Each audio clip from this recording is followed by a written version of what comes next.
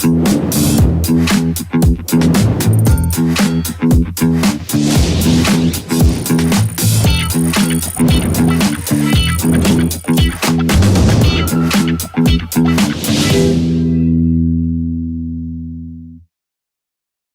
thot se deklarimi në formular ka qenë i rrem dhe në këtë mënyrë duhet që përpos veprës penale që i faktohet gjatë hetimeve të hetohen edhe për kallëzim të rrem. Kjo lloj autodeklarate është një deklarim i rrem.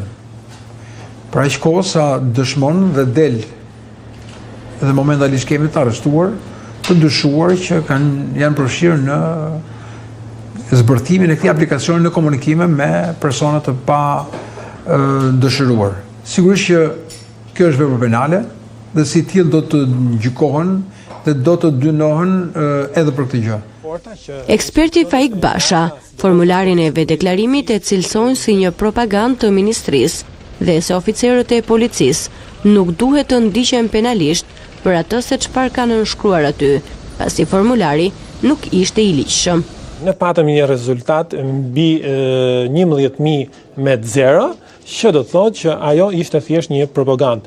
Vetë nënshkrimi i kësaj deklarate nuk është vepër penale sepse nuk është ligj, por është thjesht një udhëzim dhe duke deklaruar që ke nënshkruar këtë mund të marrësh një masë disiplinore. Pra mund shkojmë deri tek masa disiplinore, deri ajo më e rënda që mund të jetë përjashtimi nga radha e policisë, por nuk mund të kemi të bëjmë me një vepër penale nëse ky aplikacion është përdorur, por nuk është përdorur për qëllime kriminale.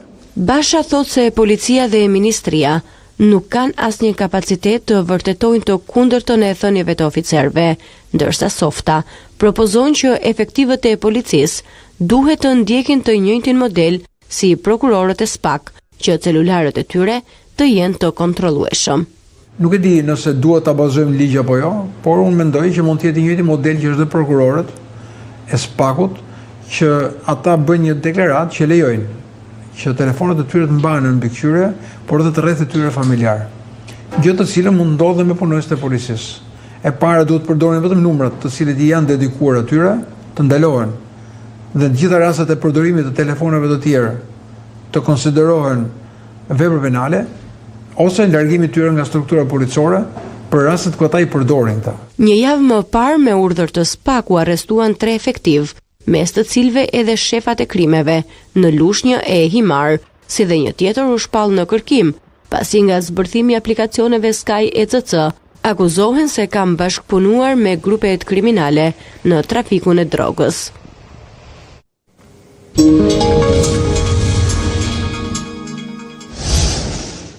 I rrethuar nga gratë socialiste që janë pjesë e strukturave të partisë dhe qeverisë, kryeministri Edi Rama tregoi skemën se si do të hartohen listat e kandidatëve për deputet. Sipas tij, burrat e PS-s do të jenë në listë hapur dhe do të luftojnë për të marrë mandatin, ndërsa gratë dhe vajzat në shumicë do të jenë në listë të mbyllur. Në ditën ndërkombëtare të gruas, 8 marsin, kryeministri Edi Rama zgjodhi të tregojë një pjesë të strategjisë elektorale për 11 majin. Mes grave dhe vajzave socialiste, Rama pohoi se lista e mbyllur do të përbet në shumicë nga gjenia femërore, ndërsa burrat e partisë do të garojnë në pjesën e hapur për ta fituar vetë mandatin.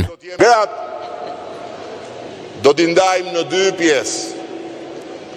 Gratë që do t'jenë nikoqiret e gjithë këtij procesi të 4 viteve të ardhshme dhe që do ta marrin përfaqësimin e Partisë Socialiste me mbështetjen e të gjithëve ne në pjesën e mbyllur të listave dhe pastaj vajzat që do të jenë pjesë edhe e listave të hapura, ndërkohë që në listat e mbyllura ne do të kemi djem, do të kemi vajza, do të kemi gra që janë forca e të resë. Koalicioni Shqipëria Madhështore, që drejtohet nga Sali Berisha, e cilëson një grumbull rraqesh, por sërish ka një batut për një prej aleatëve të PD-s.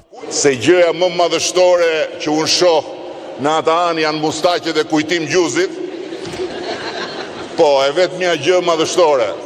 Thirrjen e Sali Berishës për bojkot të mësimit kundër mbylljes së TikTok e konsideron lajthitje. Lajthitja e madhe e thirrjes për të mos shkuar në mësim fëmijët dhe prindrit për t'i mbajtur fëmijët në shtëpi që mos shkojnë në mësim sepse do mbyllet TikToku, tregon në fakt se sa rreziqe tjera mund të presim nga një mendje e ikur për terital.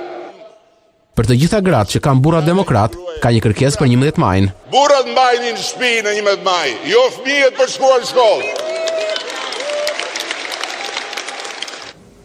8 marsin, Sali Berisha shfrytëzoi për të prezantuar programin e Partisë Demokratike për gratë dhe vajzat, duke premtuar mbështetje financiare dhe grante e kredi deri te pagesat të posaçme nga shteti për fëmijët e tyre.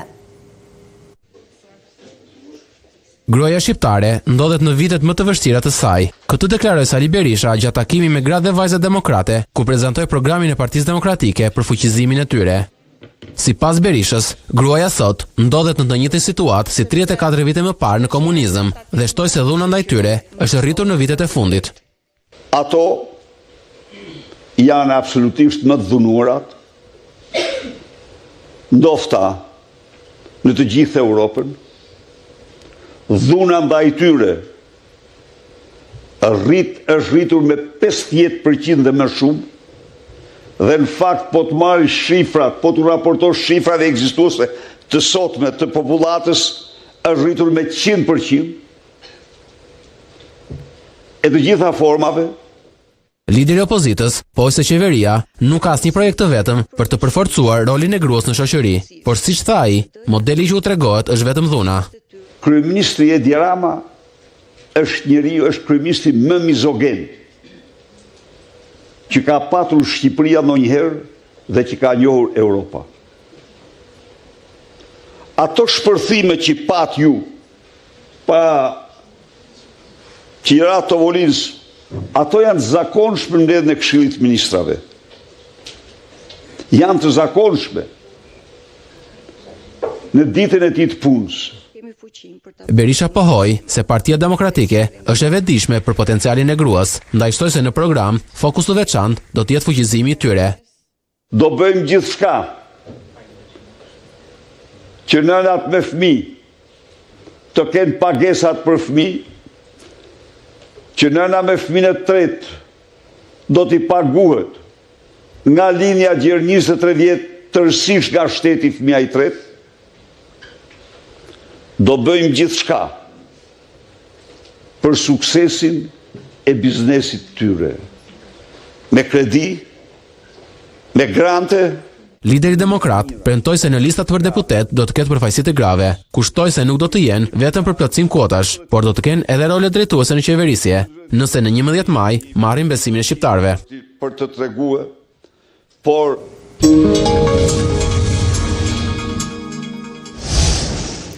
Fest apo protest? Këto pikpyetje ishin edhe këtë 8 mars teksa në rrugët e kryeqytetit, përveç grave me lule dhe me këngë valle, patje edhe nga ato që protestuan për barazi sociale, ndërkohë që personazhi ynë nga Vlora tregon jetën e saj të vështirë, duke shitur gazeta për të nxjerrë bukën e gojës. Flora Jaupa, 62 vjeç nga Vlora, këtë 8 mars nuk feston. Edhe sot, ashtu si prej shumë vitesh, është zgjuar herët për të shitur gazeta në bizneset e qytetit për të nxjerrë bukën e gojës. Se edhe më ndihmon çik nga ana ekonomike, po edhe lëvizim çik, që mos rrim në një vend me të debelosemi në një vend me një fjalë, si i thon. Do doje të punoje diku tjetër? Po tani mosha më iku, nuk mundem të punoj diku tjetër. Po më përpara vitet e më parë. Po, më përpara po. Më përpara kam mbledhur faktikisht rregon, lakra, bim mjekësore. Flora tregon se nëna e saj ka ndëruar jetë kur ishte shumë e re, ndërsa jati u martua me dikë tjetër. Njërka e keq trajtonte teksa babai më pas vendosi ta shtronte në spitalin psikiatrik, megjithse sipas saj nuk ishte e sëmur. Edhe më çoi babai në psikiatri. Pavarësisht se nuk isha probleme të shëndetit me Po, pavarësisht, s'kisha. Po, u ambientova atje dhe nuk më bëte më përshtypje që të dilja. Ajo shpesh ka rënë edhe prej abuzimeve dhe dhunës. Tani, fjeta 1 vit në shkallë, mora i shpi me qira, më vodhën. Me trishtim thot se nuk ka festuar asnjëherë 8 mars dhe as vit të ri. Asnjëherë s'kam për fest. Asnjëherë në jetën time. Pse? Çfarë të... Nuk kam pasur të ardhura. Edhe nuk kam njeri. Jam e vetmuar. As viteri, festoj, edhe as të festoj. Ndërkohë në Tiranë, aktivistë të shoqërisë civile këtë 8 mars zgjodhën të protestonin. Barazi sociale, ekonomike dhe siguri për jetën e vajzave dhe të grave ishin thirrjet e tyre. Jemi këtu për të kërkuar drejtësi sociale, barazi ekonomike dhe një jetë me dinjitet për të gjitha gratë dhe vajzat. Protestuesit marshuan nga sheshi Nën Tereza drejt kryeministrisë, nga ku edhe përcollën mesazhet kryesore. Rruga turistike Velipoj Shëngjin po të rej shumë turist, megjithse nuk ka përfunduar ende. Banorët thonë se kjo do të sjellë zhvillim të madh për turizmin në këtë zonë, ndërsa kërkojnë edhe nisjen e procedurave për legalizim të pronave. Rruga panoramike e cila lidh plazhin e Velipojës në Shkodër me Shëngjinin është drejt përfundimit. Me një vlerë prej 3.8 miliard lekë, ky aks pritet që të jetë i gatshëm plotësisht për këtë sezon të verës pas pak muajsh. Banorët thonë se pas shumë vitesh në harres, kjo rrugë do të sjellë një zhvillim të madh për fshatin turistik të Rjollit në Velipoj, ku kalon ky segment rrugor. Kjo është një vepër shumë e madhe për ne, bën një zhvillim sepse na kena një nga zonat më të prapamet, na pa rruga ne. Unë jam banor i zonës. Kjo rrugë na ka dhënë shumë një zhvillim po, se na kena si të prapametën, por e falenderojmë shumë qeverinë se na ka dhënë një jehon të madhe këtij vendit. Edhe shpresojmë si turista ka me pas shumë. Banorët kërkojnë që pas rrugës të pajisen edhe me certifikatat e pronësisë në mënyrë që të mund të zhvillojnë pronat e tyre në shërbim të turizmit. Zhvillim kena kanë tash qoftë se na hapet edhe na leje ndërzimit e na gjohëm me kalimin e kohës, me qoftë se qeveria shikon këtë punë që edhe të investojnë që ka mundësi që të punësohna të ketë mundësi që edhe fëmijët tonë edhe të kthehen se na me tash i bën si plakun. Na mendojmë ja kalu Velipojës. Në bazë të njerëzve se ka me kënë hymja kryesore këto. E shojmë kismet. Aksi rrugor me një pamje shumë të bukur ka nisur që të vizitohet edhe nga të huajt, edhe pse rruga ende nuk ka përfunduar. Vin nga Amerika, thot njëri prej tyre. Një rrugë me një pamje shumë të bukur. Është vërtet fantastike. Më pëlqen shumë. Për mua është hera e dytë që vi në këtë aks rrugor. Përpara kam qenë me një mikun tim dhe besoj do të rikthehemi sërish.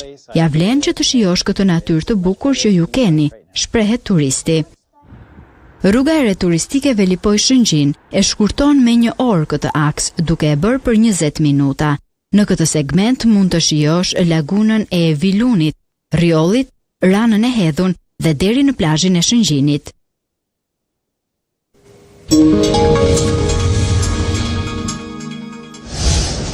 Misioni i Forcës së Bashkimit Evropian në Bosnjë dhe Hercegovinë pritet të përforcohet me 400 ushtarë shtesë dhe 4 helikopterë si përgjigje ndaj situatës politike në përshkallëzim në vend.